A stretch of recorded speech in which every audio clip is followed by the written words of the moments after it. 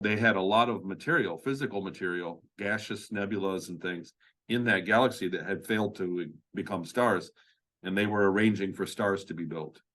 So that story I know is very hard to get your head around in layman's terms for a lot of people. So I didn't want to confuse, and the time travel aspect is confusing.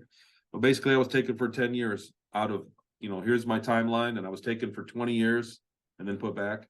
And in that 20 years, I was taken for 10 years and put back. And but Jackie Kenner, my book editor and co-author, who's very, very talented, I could have not wrote the books without her.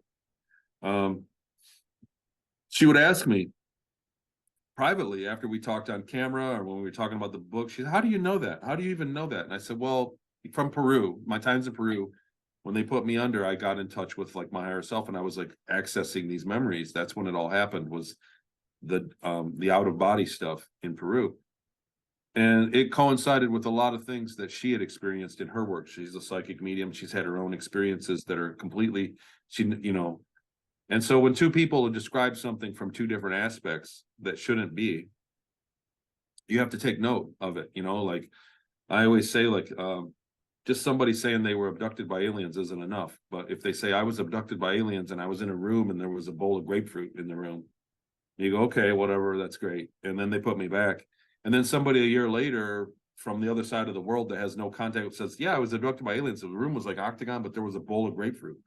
So when you see a overlapping testimony that they have no communication with each other, you have to accept that as evidence. There's just no way that works out. And that's the case. That's what I mean that mainstream science is ignoring. But Jackie was the same thing. And when we talked privately, she said, Tony, this is the story you should write. This is the story you need to tell. The near-death experience, the repeated, the way that works. This is your story you should tell. And I said, there's not much there, and it's very vague. It's very distant. It's very hard to remember. And so we put out Series Colony Cavalier first, and then she insisted, kind of, let's do that book next. This is a short book. Project Star Maker happens between pages 252 and 253 of Series Colony Cavalier. So it's really part of that story that just, I didn't want to mess with it while we were doing the book.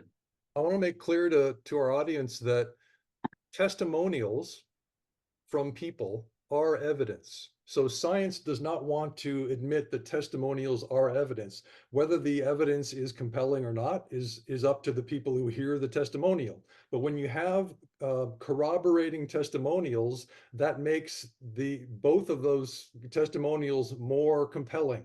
So I just want to bring that notion into the scientific community that testimonials are evidence. If you live in a tribe and you walk along a trail and there's a cliff there, and you see that if you keep going on that trail, you're going to fall down and kill yourself on the rocks below, you go back to your tribe and you tell them a story, you give them a testimonial, and you help them to understand that that trail is not a good trail to walk on because you're going to die. So that's good evidence because you saw that cliff edge with your own eyes, right?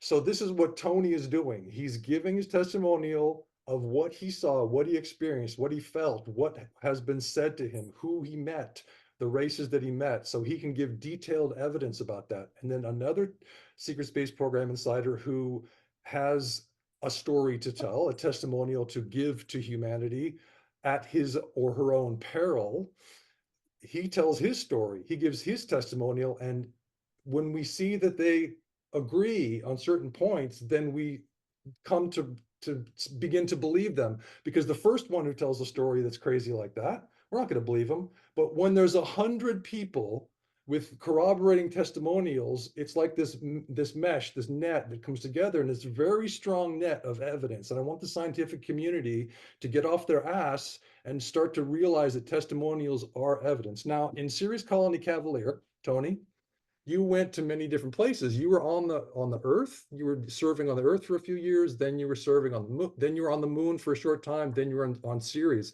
Now, in your time on Earth, you went to various locations. And when you got back from that program, and you're recovering from this bizarre thing that you went through, and then you were growing up in this timeline, the natural timeline, you began to think maybe I should revisit those locations. So what have you found in the last year? Great, thanks. Firstly, that was well said. Thank you, Jock. No, the burden of evidence is always on me, and the thing is, you know, most people in the community are very supportive. They're like, "We believe you. You don't got to keep proving it." The fact is, you do. You do have to keep proving it. I do. I'm justifying it to myself as well. Like there's a great deal of me that doesn't want this to be true. The things I remember, they were terrible. I witnessed terrible things. Anybody that doesn't know my story or hasn't read the book, be warned. It is not a PG book. I was treated brutally at times. There was times when it was okay, where I reached an established kind of lifestyle, but I was treated very badly. But the burden of proof was on me, and fortunately, most people, so thousands of people have reached out to me saying the same thing. So when we talk about overlap, we're in the thousands of people that say that they've experienced something similar or the same thing. So it's a big phenomenon for so far, and it's only begun.